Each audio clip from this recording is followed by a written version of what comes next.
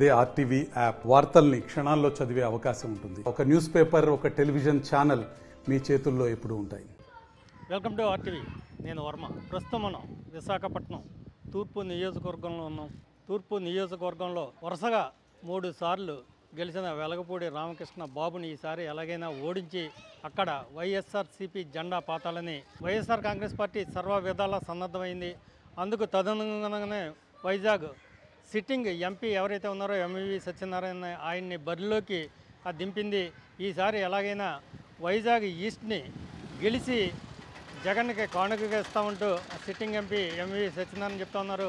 ప్రచారాన్ని ముగించింది, కిందకి వస్తూ ఉన్నారు ఎంపీ సత్యనారాయణ గారు. అసలు ప్రచారం ఎలా జరుగుతుంది, ఏంటి అంది ఆయన అడిగి తెలుసుకున్నాం. సార్ చెప్పండి, వైజాగ్ ఈస్ట్ గురించి మనం చెప్పుకుంటే కనుక 15 ఏళ్ళుగా జెండా పడుతుంది తెలుగుదేశం పార్టీ. ఇప్పుడు ఆ తెలుగుదేశం పార్టీలో వెలగపూడి రామకృష్ణ బాబుని ఓడించడానికి మిమ్మల్నే జగన్ గారు ప్రత్యేకంగా ఎందుకు ఇక్కడ ఈరోజు గత 3 సార్ల నుంచి మీరు చెప్పినట్టుగా తెలుగుదేశం పార్టీ ఇక్కడ గెలిచింది. కానీ ఈసారి మాత్రం జగన్మోహన్ రెడ్డి గారు నన్ను పంపించారు, ఎంపీగా పనిచేసిన నన్ను ఎమ్మెల్యేగా పోటీ చేయమని పంపించారు అతని పైకి. కానీ నేను కాదు, ఎవరున్నా ఈ స్థానం గెలుస్తారు ఈసారి, నేనే కాదు. ఎందుకంటే జగన్మోహన్ రెడ్డి గారు ఇచ్చిన పథకాలు, సంక్షేమ పథకాలు ప్రతి ఒక్కరికి అంతా ఉన్నాయి. ప్రతి ఒక్కరూ చాలా ఆనందంగా ఉన్నారు. గతంలో పరిస్థితి వేరు. గతంలో జగన్మోహన్ రెడ్డి గారు 2019 అధికారంలో రాకముందు ఆయన ఏం చేస్తారని చెప్పారు, కానీ ఏం చేశారో ప్రజలు ఎవరు చూడలేదు. కానీ ఈరోజు మాత్రం ప్రతి ఒక్కరూ ఆయన సంక్షేమ పథకాలు అందుకుంటూ ఉన్నారు. ఇవాళ అమ్మఒడి కానీ, చేయూత కానీ, ఆసరా కానీ, పెన్షన్ కానీ, ఇల్లులు కానీ, ఇలా వాహన మిత్ర కానీ ప్రతి ఒక్కటి ఇవాళ ప్రతి ఒక్కటి ఇక్కడ మా దగ్గర 2,75,000 మంది ఓట్లు ఉంటే 1,40,000 మంది ఈరోజు డైరెక్ట్గా జగన్మోహన్ రెడ్డి గారి పథకాలు అందుకుంటూ ఉన్నారు. ఇవాళ ప్రతి ఒక్కరు చాలా సంతోషంగా ఉన్నారు. దాని తోడు నేనున్నాను. నేను ఎందుకంటే ఎంతో సర్వీస్ చేస్తున్నాను. తూర్పు నియోజకవర్గంలో ఎంతోమందికి మా వంతు సహకారం అందించున్నాను ఎప్పటి నుంచో. అంచేత వాళ్ళందరూ అభిమానంతో నాతో ఉన్నారు. డెఫినెట్గా ఈసారి ఎట్టి పరిస్థితుల్లో కూడా మంచి మెజారిటీతో ఇక్కడ మేము వైసీపీ గెలవబోతా ఉంది.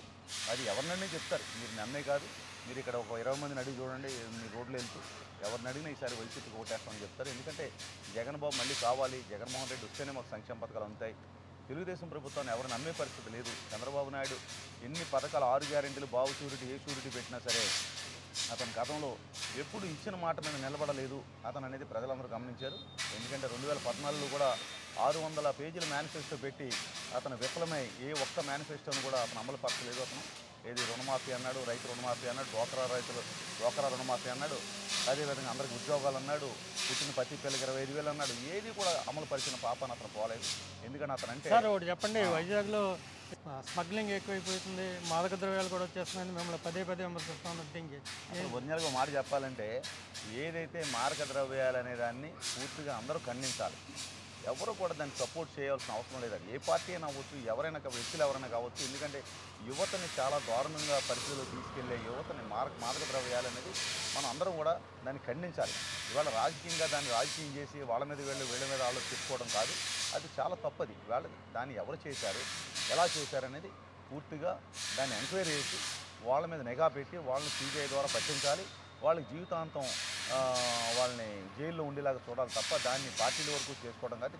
అది కూడా వివరంగా చెప్పాలంటే ఇవాళ పోర్ట్ ట్రస్ట్ అనేది పూర్తిగా కేంద్ర ప్రభుత్వం కంట్రోల్లో ఉంటుంది. అదేవిధంగా కస్టమ్స్ అనేది పూర్తిగా కేంద్ర ప్రభుత్వం కంట్రోల్లో ఉంటుంది. ఇవాళ విశాఖపట్నం పోర్ట్ ట్రస్ట్లో మెటీరియల్ వచ్చినా సరే కేంద్ర ప్రభుత్వంకి సంబంధించిన కస్టమ్స్ క్లియరెన్స్ కావాలి, కేంద్ర ప్రభుత్వానికి సంబంధించిన పోర్ట్ ట్రస్ట్ నుంచి బయటకు రావాలి. పోర్టు లిమిట్స్ నుంచి బయటకు వచ్చిన తర్వాత రాష్ట్ర ప్రభుత్వం, పోలీస్ కానీ, రాష్ట్ర ప్రభుత్వ వ్యవస్థ కానీ అక్కడ కంట్రోల్కి వస్తుంది. అది కూడా ఇప్పుడు ఎలక్షన్ కోడ్లో వాళ్ళకు కూడా రాష్ట్ర ప్రభుత్వం ఏదైతే వైఎస్ఆర్సీపీ ఉందో వాళ్ళకి ఏ విధమైన సంబంధాలు లేవు. ఇది మాట్లాడటం అనేది చాలా ఘోరం. అందులో కూడా ఇప్పుడు ఎవరైతే వాళ్ళు కంటైనర్లో వచ్చిందని చెప్తా ఉన్నారో వాళ్ళు పూర్తిగా తెలుగుదేశం మనుషులు. ఎవరైతే పురంధేశ్వర్ ఉన్నారో పురంధేశ్వర్ వియ్యంకుడి తాలూకు కంపెనీ అది. అంచేత వాళ్ళకి ఏదన్నా ఉంటే నేను అది జరగాలని కోరుకోను, జరిగిందని కూడా నేను అనుకోవట్లేదు. జరిగితే పూర్తిగా దానికి దురదృష్టం అని కూడా నేను తెలియజేస్తా ఉన్నా. ఎవరైతే దానికి బాధ్యత ఉన్నారో బాధ్యత ఉన్న వాళ్ళని పూర్తిగా వాళ్ళ మీద చర్యలు తీసుకోవాలి, వాళ్ళకి మంచి కఠిన శిక్ష పడేలాగా చేయాలి. అంతేగాని ఒకళ్ళ మీద ఒకళ్ళు నెట్టుకోవడం అనేది కరెక్ట్ కాదు. ఒకవేళ నెట్టుకోవాలంటే ఫస్ట్ నెట్టవలసిన వాళ్ళ మీద నెట్టాలి. ఎందుకంటే తెలుగుదేశం ప్రభుత్వానికి సంబంధించిన సానుభూతి పరుల కంపెనీ అది. అదేవిధంగా ఎవరైతే బీజేపీ రాష్ట్ర అధ్యక్షురాలు ఉన్నారో పురంధేశ్వర్ గారి వియ్యంకి సంబంధించిన కంపెనీ అది. అంచేత ఇవాళ కేంద్ర ప్రభుత్వంలో బీజేపీ ప్రభుత్వం ఉంది.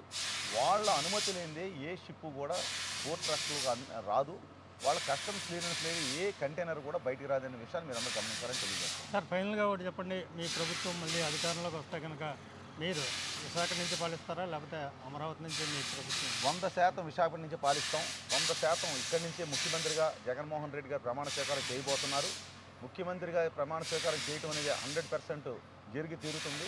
ఎందుకంటే ఇవాళ అత్యధిక స్థానాల్లో వైఎస్ఆర్సీపీ గెలవబోతుందనేది ప్రతి ఒక్కరు తెలిసిన విషయం, నచ్చిన సత్యం అది. ఎందుకంటే రాష్ట్ర ప్రజలందరూ కూడా ఆయన కోరుకుంటా ఉన్నారు. ఇవాళ ఎన్ని పార్టీలు కలిసి వచ్చినా వాళ్ళు ఎన్ని చెప్పినా సరే ఇవాళ జగన్మోహన్ రెడ్డి గారి విజయం అనటంలో ఏ విధమైన సందేహం లేదు. ఆయన ఇక్కడి నుంచి ఎగ్జిక్యూటివ్ క్యాపిటల్ చేయబోతూ ఉన్నారు. ఆయన ఇక్కడే ప్రమాణ స్వీకారం చేయబోతున్నారు, ఇక్కడి నుంచే పరిపాలించబోతున్నారు. Okay, thank you. సో మొత్తం మీద ఒకటే ఎంవివి సత్యనారాయణ చెప్తా ఉన్నారు, ఈ వైజాగ్ తూర్పు వైఎస్ఆర్సీపీ అభ్యర్థి ఈసారి ఎలాగైనా సరే విశాఖ తూర్పు నియోజకవర్గంలో వైఎస్ఆర్సీపీ జెండా ఎగరవేస్తాము, అలాగే వచ్చే ప్రభుత్వం ఏదైతే ఉందో విశాఖనే రాజధానిగా పాలిస్తామని ఆయన డంకా బజాయిని చెప్తూ ఉన్నారు. కెమెరామెన్ అజయ్తో వర్మ, RTV, విశాఖపట్నం. మరిన్ని వీడియోస్ కోసం ఛానల్ ని సబ్స్క్రైబ్ చేయండి. లేటెస్ట్ అప్డేట్స్ కోసం వాట్సాప్ ఛానల్ ని ఫాలో చేయండి. అండ్ లింక్ డిస్క్రిప్షన్ లో ఉంది.